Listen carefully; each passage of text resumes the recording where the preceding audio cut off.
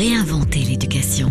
Learning World, en association avec WISE, une initiative de Qatar Foundation. La musique est un langage universel. Chanter, jouer d'un instrument enrichit la vie de l'enfant en stimulant ses capacités d'apprentissage et en approfondissant sa compréhension de l'histoire et de la culture. Au Japon, la méthode Suzuki fait fureur. Ses promoteurs sont convaincus de son efficacité, y compris sur ceux qui n'ont pas l'oreille musicale. Ces petits Japonais ne sont pas des virtuoses et n'ont pas vocation à devenir des maîtres de la musique classique. Leur aisance à jouer d'un instrument leur vient d'un enseignement qui fait des émules dans le monde entier, la méthode Suzuki.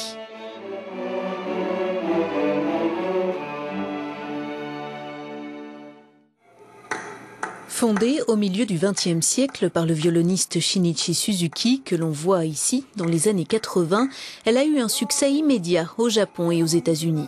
L'idée, former des êtres meilleurs selon le précepte « la personnalité d'abord ». Pour Suzuki, n'importe qui peut apprendre la musique comme on apprend une langue maternelle en écoutant et en imitant.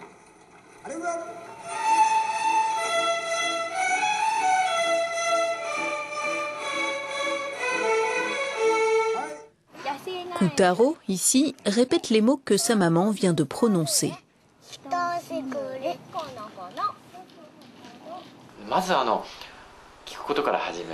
La méthode Suzuki commence par l'écoute.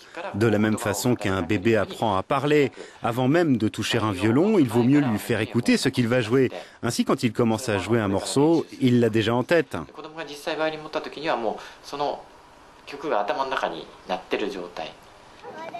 Dans la méthode Suzuki, la participation des parents est essentielle. Ils assistent aux leçons, prennent des notes et rappellent les consignes du professeur à la maison.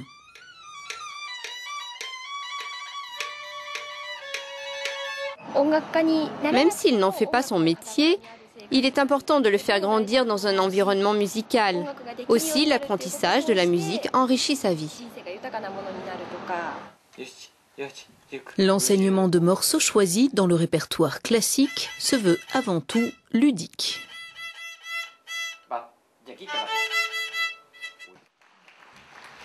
Suzuki préconise que l'instrument s'adapte à l'utilisateur et non l'inverse. Les enfants apprennent ainsi sur des modèles réduits. Reste que seuls 2% des musiciens professionnels au Japon ont appris à jouer avec la méthode Suzuki.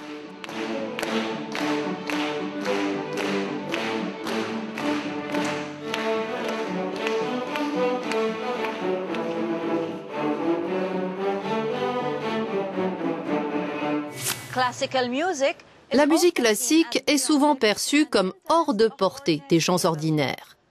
Mais ce n'est pas forcément le cas, comme en témoignent les étudiants de la fondation Huancavilca en Équateur. Nombre d'entre eux sont de milieux modestes, ce qui ne les empêche pas de s'épanouir comme des joueurs clés de l'orchestre. Regardez. Le quartier de Guasmo, dans la banlieue pauvre de Guayaquil. Depuis l'ouverture il y a 8 ans du conservatoire de la fondation Huancavilca, la musique classique y est plus populaire que le football. Les classes y sont modestes, les instruments d'occasion, mais les professeurs sont issus de l'orchestre symphonique de Guayaquil. La valeur de ces enfants, c'est leur passion. Ils aiment ce qu'ils font. Il devient très difficile de les en priver. Et même si les parents sont sceptiques au départ, quand ils se rendent compte de la passion que suscite un instrument ou l'orchestre chez leurs enfants, ils finissent par les suivre et les soutenir.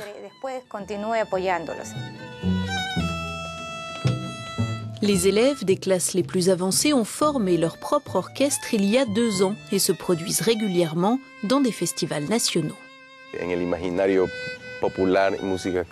Dans l'imaginaire collectif, la musique classique est associée à l'élite, aux couches aisées de la société. Mais la musique classique est une forme d'expression artistique de l'être. Et pour s'exprimer ainsi, ces jeunes avaient besoin seulement d'une opportunité. Ils s'en sont saisis au maximum et aujourd'hui, leur orchestre est reconnu comme une des meilleures formations de sa catégorie dans le pays. En su calidad de agrupación estudiantil como una de las mejores del país. Le conservatoire est financé par les dons. Il ne dispose pas encore de suffisamment d'instruments pour couvrir les répétitions. La musique est bien plus qu'un divertissement. Elle peut être source de confiance et d'ambition. C'est le cas pour Reshma qui poursuit son rêve à l'école Kalkeri dans le sud de l'Inde. Voici son histoire. La cloche sonne le début de la journée à l'école Kalkeri près de Dharwad, dans le sud de l'Inde. Et elle commence invariablement par une heure de méditation et de prière.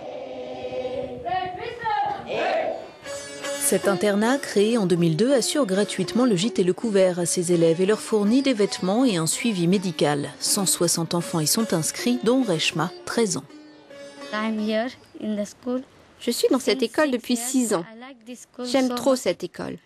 J'aime la musique et les matières principales. Tout est bien, donc j'aime cette école.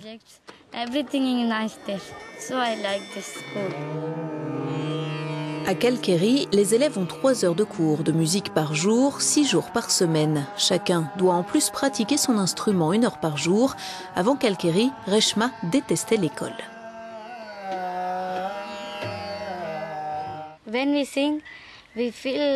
Quand on chante, on se sent si bien. Je ne sais pas pourquoi, mais quand le professeur nous fait cours, nous le suivons tous.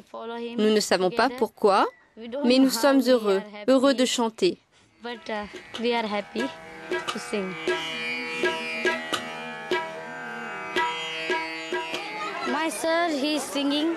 Mon professeur chante et nous devons juste le suivre. C'est comme ça qu'il nous apprend. Nous devons l'écouter avec attention et chanter derrière lui.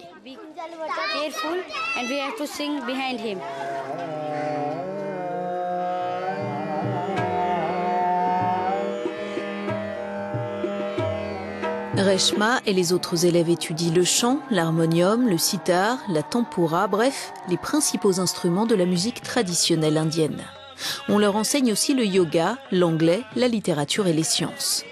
Une chance inestimable pour ces enfants doués dont les parents n'avaient pas les moyens de financer la vocation, une porte ouverte à toutes les aspirations.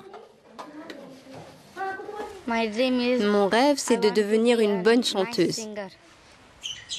Je veux voyager dans le monde entier et je veux être célèbre. Une chanteuse célèbre.